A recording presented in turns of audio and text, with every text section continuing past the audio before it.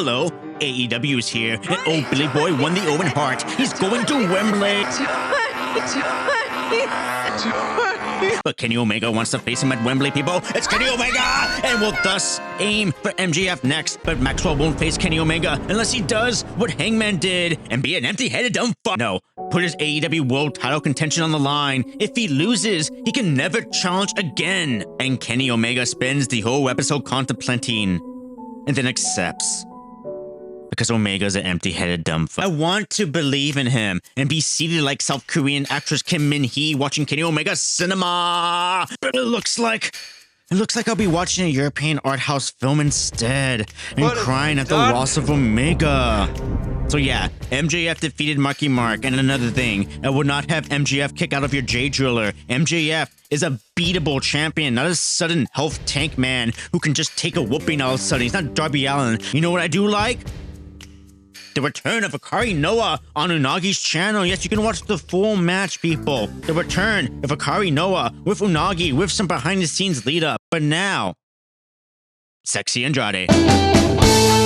Oh, DC hates sexiness. Andrade finally turned on the DC family, and he wants the world title, but because he betrayed the DC family, it means we have at least 6 months of Andrade fighting the DC family. Because that's the formula, people.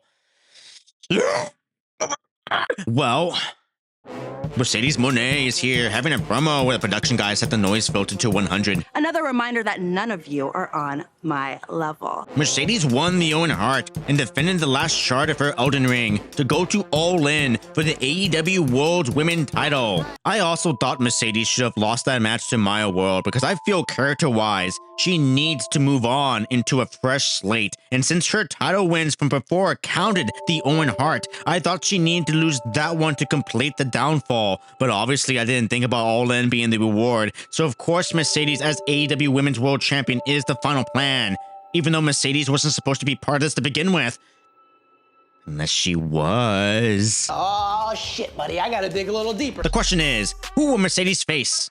Because it's either a multi-women's match or Tekla is losing the world title. If she's losing, then to who?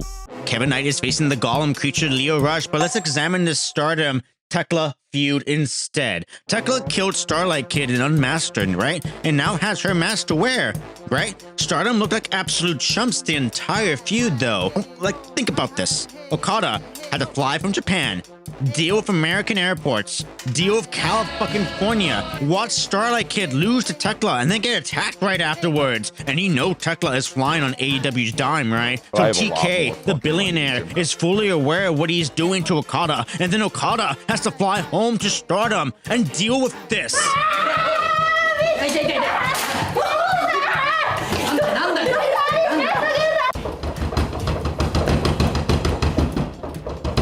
Okada should give TK a fucking Rainmaker.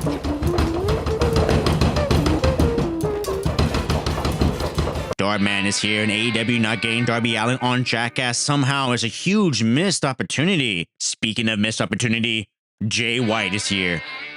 I never get to talk about the Bang Bang Man, but I very much like Jay White. But then he goes, "Who let the dogs out? There are 9 Baja men. Who let the dogs out? There was Ish Funky Boy Smith, Dyson Knight.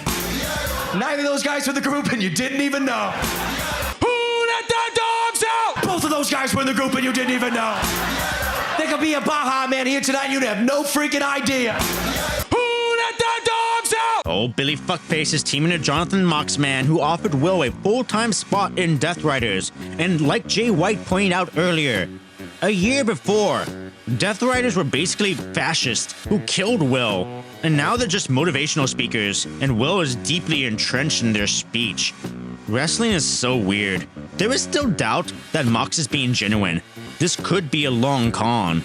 Anyways, here's the survival of the fittest match for the vacant TBS Women's Championship. It's Chris Statlander versus former World of Stardom champion Micah versus Harley Cameron versus Persephone versus the gorgeous Queen Aminata, and finally, Hikaru Shida. Holy Shida! What a lineup. Harley and Persephone quickly realize that in a game of Survivor, you need to form an alliance. I mean, Harley Cameron is an Australian baddie, people, and you Aussies play Survivor hard. But oh, the blindside vote! And Harley Cameron has been voted off the island. Well, Amanada like, Harley. you may think this type of shenanigan is above the elite stardom wrestler like Micah, but マイカがまた重いものを背負ってしまうのかなとも思いつつ seeing Micah in an AEW ring is very odd, actually. But we do get Micah and Hikaru Shida wrestling each other for the first time. But unfortunately, it ends with a whimper. Shida rolls up Micah in a finish that will undoubtedly make a Stardom purist sigh loudly, because Micah is stronger than that and barely made a dent of an impression. Either way, we move on. Amanada is awesome. Big fan. I love her extravagant queen's crown. Then off with her head. But oh, Persephone rolls up Amanada and eliminates her. And that's it. This is me to TK. I can't hate AEW too much, though. They do have bomb bowling. Bomb bowl. It added bomb bowl. Skyward Sword added bomb bowl. And they debuted Rina on Collision. Persephone did all the work but lost still the stat. So Persephone smashes Chris's head in and Shida murders Staff for the TBS Championship victory. Holy Shida, but I'm honestly distracted by Rina versus Athena. I didn't watch this Dynamite live, but this is on my TV right now. So Rina is a 19-year-old wrestling phenom from Stardom who started wrestling as a child and mentored by the late Hana Kimura. She's pink, she's gothic, she's a gargoyle, she's fantastic and one of the best under 21-year-old wrestlers in the world. Athena, the forever champion, also one of the best in the world. This is a rematch from Stardom Vegas that Athena won. I love how much of a goblin Athena is, always screaming and being mean and evil but powerful as well. Athena also dies very violently, like this reverse suplex. This method of getting into the tombstone pile driver was just fantastic, just brilliant. Right into the armbar after, and Athena's frustrated expression after.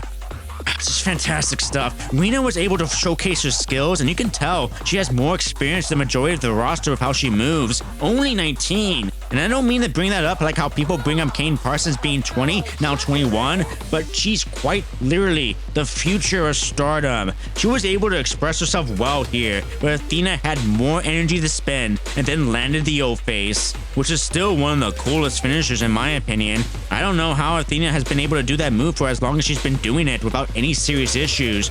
Rina was impressive and will be one of the best in the near future, but personally, Athena is already one of the best and should very much be featured far more than she is. Great for her to beat Roman Reigns in her forever reign, but ultimately stagnant in growth. In regards to performative abilities, character, and wrestling, she should be wrestling at All In for the title as the very best in the Western women's wrestling scene. I also think someone in the major wrestling company should watch Stardom more to feed these announcers lore because apparently he has a twin sister, Hina, who wrestles for Stardom. Think they're related to Mina Shirakawa? No, they're not. Okay. Shut the fuck up, Nigel! Reitet so spät durch Nacht und Wind.